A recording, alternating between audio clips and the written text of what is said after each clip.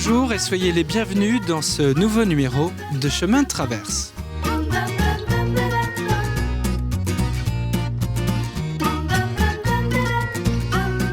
Cette semaine, je vous emmène au Jardin du Maine, un magnifique parc de 4,5 hectares situé au cœur de la ville de Luçon.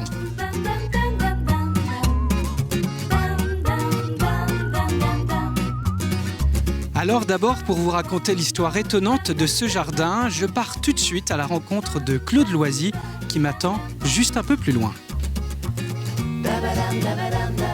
Claude, merci de nous accueillir ici. Oui, bonjour. Alors avant de nous raconter un peu l'histoire de ce jardin, je crois que c'est un jardin qui est important pour vous. Vous y êtes très, très attaché. Hein. Oui, vous vivez même sur place à Luçon. Hein. Oui, on aime beaucoup venir dans le jardin avec nos enfants et nos petits-enfants. C'est un lieu dont on ne se lasse jamais. C'est un jardin qui a une histoire assez particulière. Hein. Il vient d'un homme qui s'appelle Hyacinthe du Maine. Qui est ce personnage ? Alors c'est un Luçonnais, il est né à Luçon en 1790, mais il est mort à Nice. Néanmoins, il a passé toute sa vie, enfin l'essentiel de sa vie à Luçon. Et il était médecin, célibataire, pas d'enfant. Si bien que, quoi faire de cette vaste propriété qui avait été acquise par la famille quelques années avant la Révolution ? Et la solution, ça a été d'en faire un don à la ville de Luçon. Mais sur certaines conditions. La première des conditions, puisqu'on évoquait le fait de venir dans ce jardin, c'est que le jardin soit toujours ouvert gratuitement au public. Alors c'est quand même intéressant comme condition et facile à réaliser. Autre condition, c'est que devant la cathédrale se trouvait à ce moment-là un bâtiment qui était la mairie, et Du Maine avait projeté la disparition de ce bâtiment, de façon à obtenir, le terme est dans son testament, une belle perspective pour la cathédrale que vous connaissez bien. Et donc il va demander qu'on détruise le bâtiment et que le bâtiment qui est à côté de nous devienne la mairie. Sa propre maison. Sa propre maison, la maison familiale.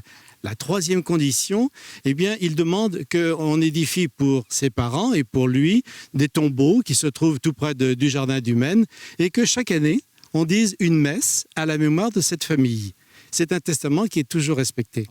Et puis un peu plus tard, il y a un autre bienfaiteur qui fait beaucoup aussi pour ce jardin, c'est Julien David, un célibataire aussi. Oui, quelques années donc après le décès de Pierre-Hyacinthe du Maine, Julien David, donc un célibataire de la ville de Luçon, pense qu'il faut maintenant ajouter à ce qui existait dans le jardin.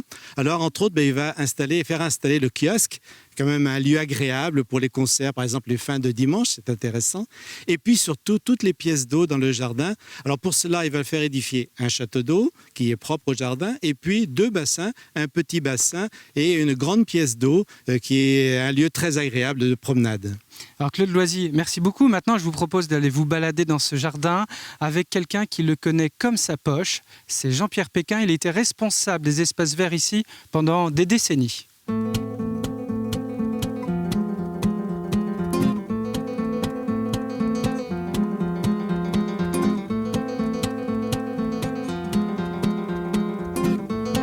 Alors Jean-Pierre, de 1974 jusqu'à l'année de votre retraite, c'est-à-dire l'année dernière, vous avez travaillé dans ce jardin, vous en avez même été responsable. C'est toujours émouvant de retourner sur un endroit qui est attachant, j'imagine, pour vous. Oui, tout à fait. C'est vrai que j'ai pris ma retraite au mois d'avril de 2013. Et c'est vrai que j'ai travaillé là durant 40 ans. J'ai pris la responsabilité du service en 96. Donc la ville de Luçon m'a fait confiance. J'en suis très fier et j'ai pu apporter ma petite touche particulière à ce jardin du Maine. Alors le jardin du Maine, c'est un jardin à multifacette. Hein. Ici, nous sommes là dans un décor plutôt à la française, on va dire. Oui, tout à fait. Bon, le jardin du Maine, il se décompose vraiment en 4 parties bien distinctes. On est tout à fait ici dans le jardin à la française, avec le jardin octogonal. Plus on va descendre en bas au grand bassin, donc là on va plus un jardin style baroque. Et après, plus loin, on va remonter style à l'anglaise, les allées bien taillées, tout ça, qui est autour d'un rond-point. Et plus de l'autre côté, on découvrira vraiment l'extase du jardin du Maine, sur les fameuses fauves de la Fontaine. Et un peu plus loin, derrière nous, nous avons une allée d'if assez remarquable qui date d'il y a quasiment 150 ans ou un peu plus même. Oui, tout à fait. Cette allée d'if date exactement de 1830. Donc c'est une allée d'if très remarquable. Elle est taillée tous les ans pour sa régularité, son aspect et son visuel.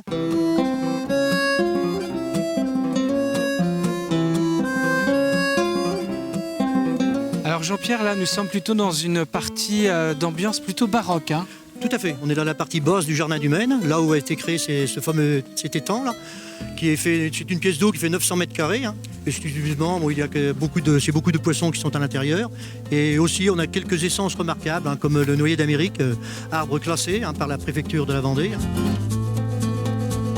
Alors les essences que vous dites remarquables ici, ce sont celles qui ont été plantées à l'époque de Pierre-Hyacinthe du Maine, qui ont donc plus d'un siècle. Voilà, tout à fait. C'est des essences qui ont plus d'un siècle, 150 ans en général. D'accord, donc on a les ifs dont on parlait, on a ce noyer d'Amérique. Sur la partie haute, style à la française, on avait les cèdres du Liban. Très bien. Voilà.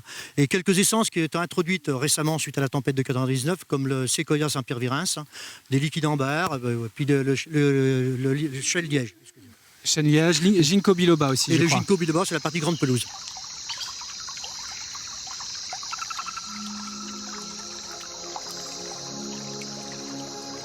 Donc voilà, on arrive ici dans un coin bien particulier, donc c'est la fameuse grotte du Jardin du Maine. Avec sa petite Coin, cascade. voilà, un coin très typique, très spécial du Jardin du Maine, dans cette partie basse. Surtout réputé, c'est le petit coin des amoureux, on le retrouve souvent ici, en période estivale. Ils sont bien ici à l'ombre et au frais. Tout ça est bien charmant. Jean-Pierre, vous m'emmenez où là maintenant? Alors ça va se diriger actuellement sur la partie haute, donc la partie style à l'anglaise qui se trouve au-dessus de nous. Avec grand plaisir, je vous suis.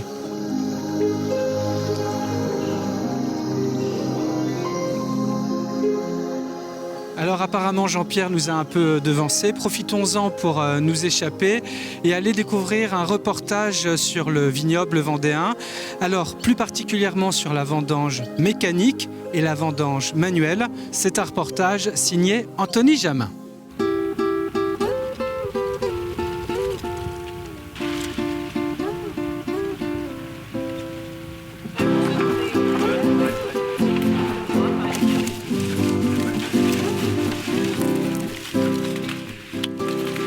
Premier coup de sécateur, un geste que ces vendangeurs vont répéter des milliers de fois pendant près d'un mois de récolte.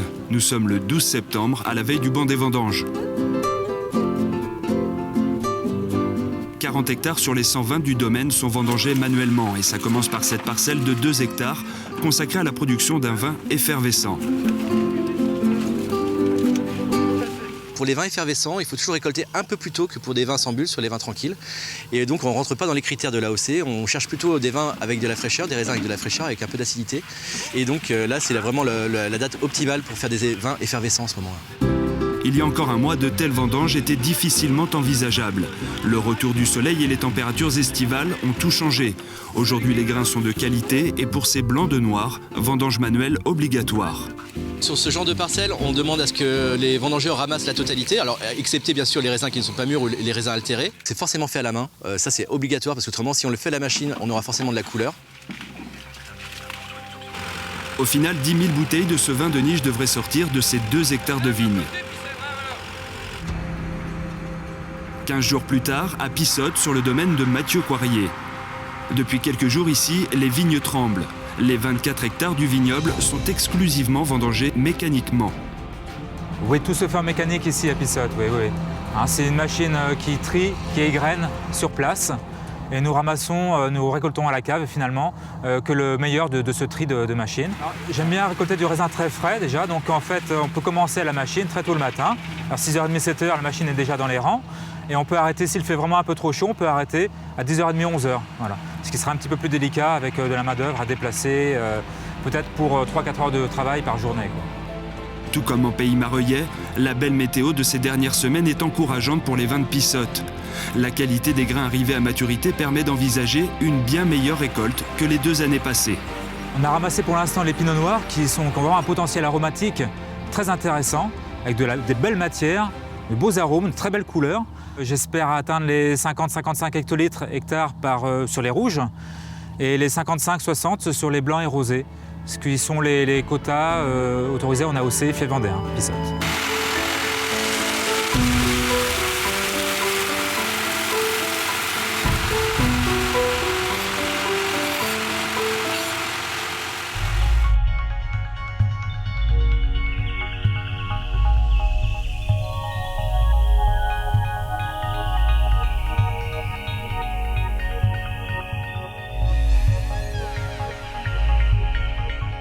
Donc on arrive maintenant sur la partie haute du jardin du Maine, donc cette fameuse partie style à l'anglaise qui aboutit sur un rond-point et tout autour il y a des allées. Hein, c'est une partie très ombragée, très agréable pour les promeneurs. Maintenant on va se diriger sur la grande pelouse et en passant devant la table ronde. Donc voilà.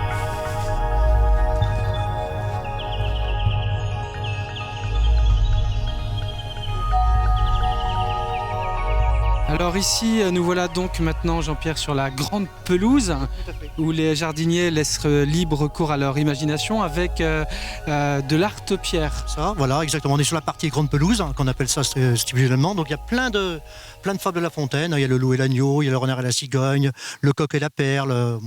Bon, le Perrette et le pot au lait, donc c'est vrai qu'il y a plein de choses. Et en plus de ça, il y a des arbres très remarquables sur cette grande pelouse, hein, tels que le kaki qu'on peut le voir ici. Kaki, là, cet arbre chinois qui donne ses fruits voilà, un peu astringents. Là. Exactement, et à l'automne, il n'y a plus de feuilles, il n'y a que des fruits qui apparaissent, d'une couleur orange, et c'est vraiment magnifique. Oui, oui, incroyable. Il Voilà. est centenaire, hein, je crois. Centenaire. À notre gauche, après, là, c'est le plus merveilleux du jardin. Le spécimen le du spécimen parc. très rare, ouais, c'est vrai que du jardin humain, c'est le spécimen rare. Tulipier de C'est le Virginie. tulipier de Virginie. Un arbre qui Et vient c'est vrai. d'Amérique. Hein. Tout à fait, exactement. Donc lui, il est remarquable, il a une ossature assez importante, il est plus que centenaire. Et l'orangerie derrière nous. L'orangerie derrière nous, donc on peut voir aussi que derrière que ces orangers nous ont été donnés par l'abbaye du Bois-Tissando. Hein, c'est un don qui a été fait en 1962 à la ville de Luçon. Et depuis, on perpétue la tradition. On les sort tous les étés. On les rentre à l'hiver. À partir du mois de novembre, on va les rentrer dans l'orangerie, quoi, pour qu'ils passent un hivernage, quoi. Et autrement, ont été introduits sur cette grande pelouse quelques variétés, quelques nouveaux spécimens suite à la tempête de 99, tels que le ginkgo biloba, le fameux arbre aux 40 mythique, écus. hein, Voilà, arbre mythique, qui préhistorique. a survécu à la bombe d'Hiroshima. Hein, voilà, c'est exactement. Autrement, on a quelques autres essences, hein, comme le magnolia, grandiflora, quelques bosquets de pin, quelques bosquets de pin, pin voilà, tout à fait. parasol, un peu plus loin. Une Voilà. belle diversité Une dans belle ce parc. Hein. diversité, voilà, c'est ça. Jean-Pierre Péquin, merci beaucoup de nous avoir reçus dans ce jardin magnifique. Et puis, j'espère à une prochaine fois. Bien volontiers. La semaine prochaine, je vous emmène à Cheffoy à la découverte de son rocher. Vous le verrez, c'est un lieu surprenant.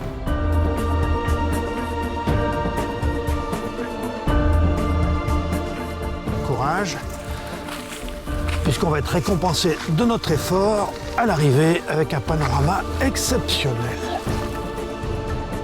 C'est un vrai dépaysement parce qu'il s'y passe toujours quelque chose. On peut s'y promener des heures sans passer au même endroit et toujours en s'émerveillant, il suffit de regarder. D'ici là, portez-vous bien. À très bientôt.